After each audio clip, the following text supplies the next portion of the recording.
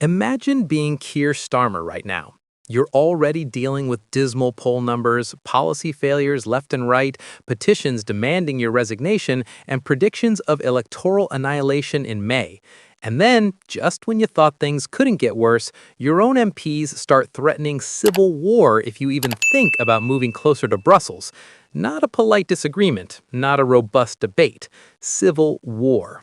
Welcome back to UK Political Insight, where today we're covering what might be the most spectacular example of Labour eating itself since the Corbyn years.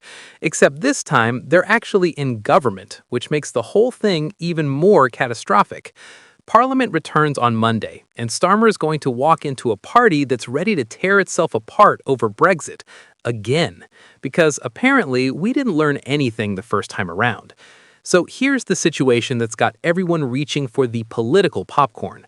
Labour MPs are warning Starmer in the clearest possible terms that if he tries to reverse Brexit or move closer to the EU, he'll face a full-blown rebellion. Not just a few grumpy backbenchers, not just some terse letters, a rebellion of scores of MPs. That's the language they're using, scores. When your own side is preemptively threatening rebellion before you've even done anything, you know you've got a serious problem. And the reason they're threatening this now is because various Labour figures have been making comments suggesting closer ties with Brussels, and those comments have set off alarm bells across the party. Dan Carden is leading the charge on this one, and his intervention is absolutely loaded with implications. He warned the Prime Minister not to rejoin a customs union, which seems straightforward enough. But then he added this delicious bit of intrigue. We hear suggestions that this is being seriously contemplated by some at the very top of the government. Not random speculation, not media rumors, actual suggestions from people at the very top. That's basically confirming that there are senior figures in government actively discussing reversing Brexit decisions. And then he goes for the jugular. Moreover, we hear that it appears to be the aim of people who now have designs on the PM's job. That's not policy criticism. That's an accusation that potential leadership rivals are using Brexit to position themselves for a future leadership bid. He specifically calls out Andy Burnham and Wes Streeting. Burnham declared he wants to see Britain back in the EU in his lifetime. Streeting called for a deeper trading relationship with Europe. Both are seen as potential future Labour leaders. Both are making pro-EU noises at precisely the moment when Starmer's leadership is vulnerable. Coincidence? Carden clearly doesn't think so.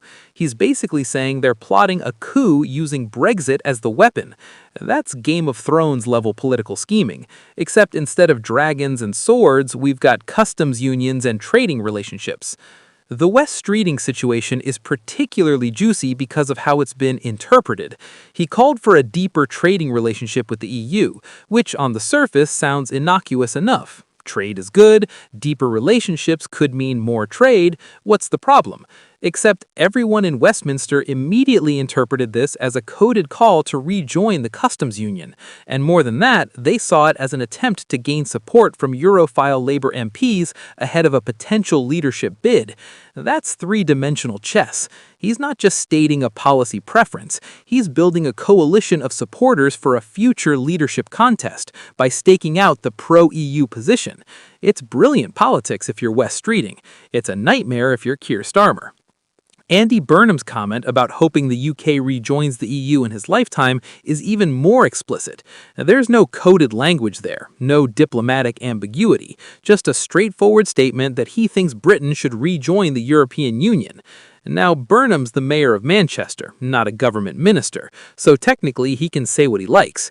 But he's also a prominent Labour figure, a former cabinet minister, and a perennial leadership contender. When someone with his profile says something like that, it carries weight. It sends a signal. And the signal it sends to Leave voters in red wall constituencies is that given half a chance, Labour would reverse their democratic decision and drag them back into the EU. Carden's substantive arguments against rejoining structures like the customs union are worth unpacking. He points out that the EU is a low-growth bloc with a declining share of global GDP. That's factually accurate. Europe's share of the world economy has been shrinking for decades and will continue to shrink as Asian economies grow. Tying yourself exclusively to a declining bloc might not be the smartest long-term economic strategy. He argues that joining a customs union would mean scrapping post-Brexit trade deals with places that are 21st century growth centers, like the US and India. Again, factually correct. You can't be in a customs union and do your own trade deals. And that's the whole point of a customs union.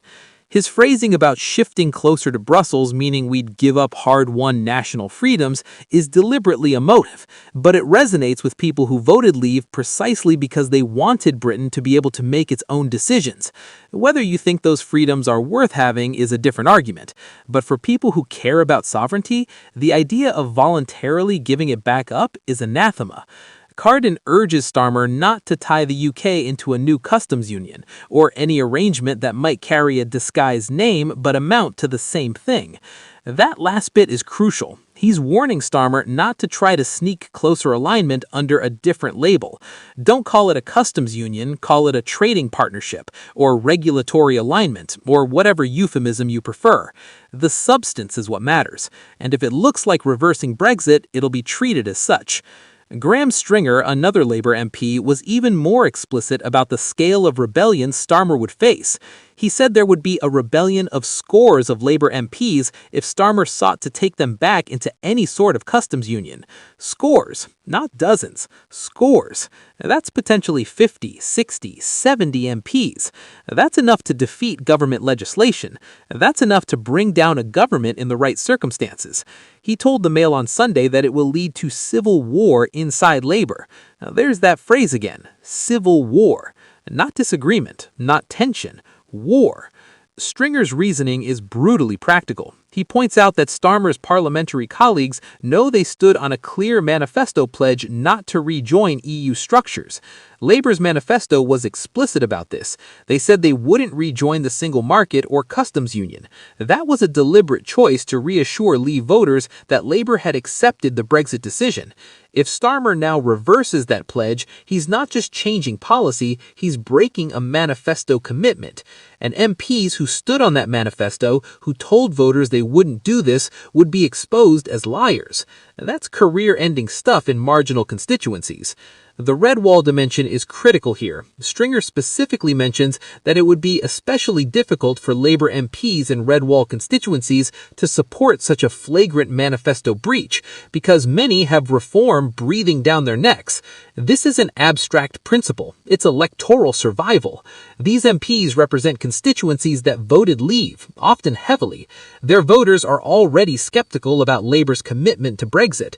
If Labour now moves to rejoin EU structures, those MPs lose their seats. It's that simple. And they know it, which is why Stringer says they'd be committing electoral suicide, not risking defeat, not making things harder for themselves.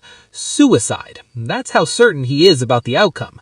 So when Parliament returns on Monday, Starmer's going to walk into this hornet's nest. He's got senior figures like Streeting and external figures like Burnham making pro-EU noises, whether for genuine polity reasons or leadership positioning. He's got backbench MPs warning of rebellion and civil war if he moves closer to Brussels. He's got red wall MPs terrified of losing their seats to reform. He's got the Conservative opposition and reform both ready to pounce on any suggestion of Brexit betrayal. And he's got poll numbers that suggest he can't afford to lose any more support from anywhere. That's not a political challenge. That's a political impossibility. The leadership speculation adds a whole extra layer of drama to this.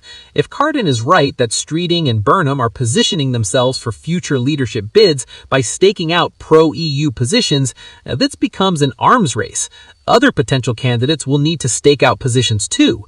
Rachel Reeves, Yvette Cooper, others who might have ambitions, they'll all need to decide where they stand on Brexit and make it clear.